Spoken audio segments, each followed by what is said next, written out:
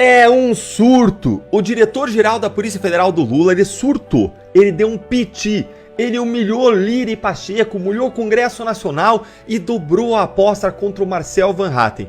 Falou absurdos e ainda excluiu a Folha de São Paulo de uma coletiva de imprensa. Eu vou fazer agora diferente nesse vídeo, diferente do que eu faço nos outros, e eu vou começar pelo final da história. Dá uma olhadinha aí no final da história. Diretor-geral da Polícia Federal pedirá abertura de inquérito contra Marcel Van Hatten por chamá-lo de prevaricador. Esse é o final da história em que o Andrei aqui está dobrando a aposta contra o Marcel Van Hatten.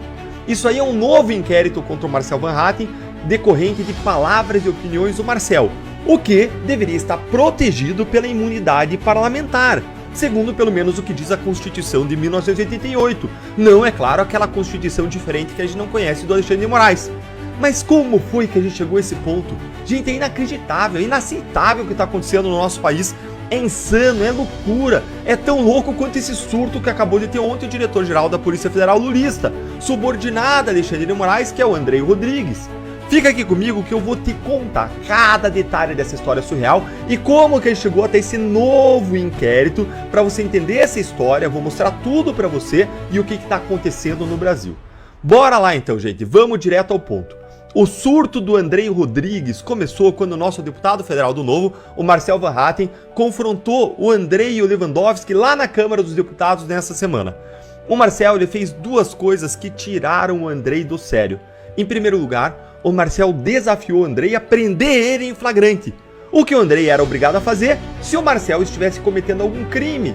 E o que Marcel estava fazendo? Marcel fez na frente do Andrei uma denúncia contra os abusos do STF. Ele denunciou, ele criticou os abusos praticados pela Polícia Federal subordinada a Alexandre de Moraes.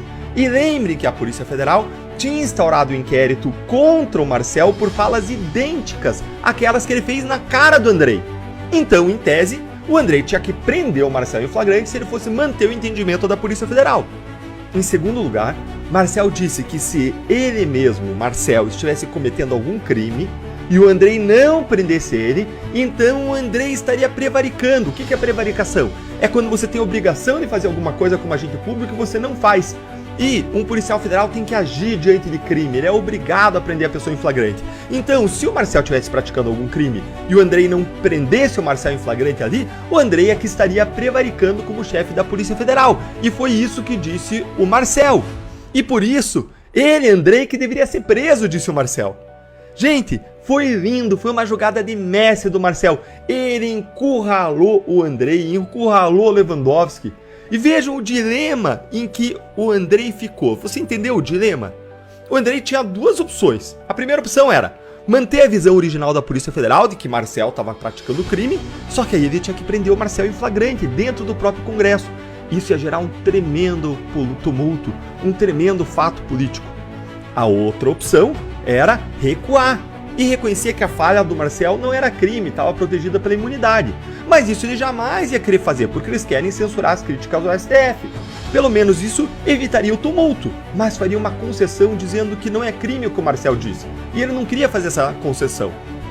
O caminho do meio não tinha como ele adotar. Por quê? Porque se ele dissesse que é crime e ao mesmo tempo ele se omitisse, ele mesmo estaria praticando um crime de prevaricação. E o que o Andrei fez?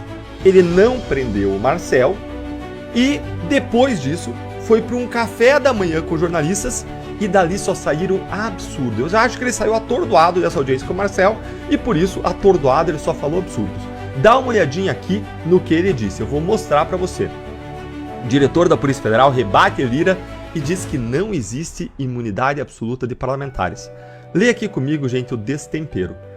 O diretor-geral da Polícia Federal, Andrei Rodrigues, rebateu nesta quarta críticas do presidente da Câmara, Arthur Lira, sobre o indiciamento de parlamentares. Segundo ele, o descontentamento do Congresso não pode ter efeito na atuação da Polícia Federal. Não há nada que vai afastar a Polícia Federal do seu eixo de atuação. Nossa garantia não é a opinião de quem quer que seja, é a lei, disse Andrei durante o café da manhã com jornalistas, promovido na sede da Polícia Federal em Brasília. O diretor também disse que não existe imunidade absoluta e que é preciso diferenciar o que é direito do parlamento e o que é crime. Nós precisamos separar aquilo que é liberdade de expressão, o que é prerrogativa que o parlamentar tem de suas falas, de seus votos, e o que é crime. Não há direito absoluto. Não há essa imunidade absoluta que alguns querem para cometer crimes, destacou. Gente, mas isso aí não foi o pior não, isso aí é absurdo, mas não foi o pior.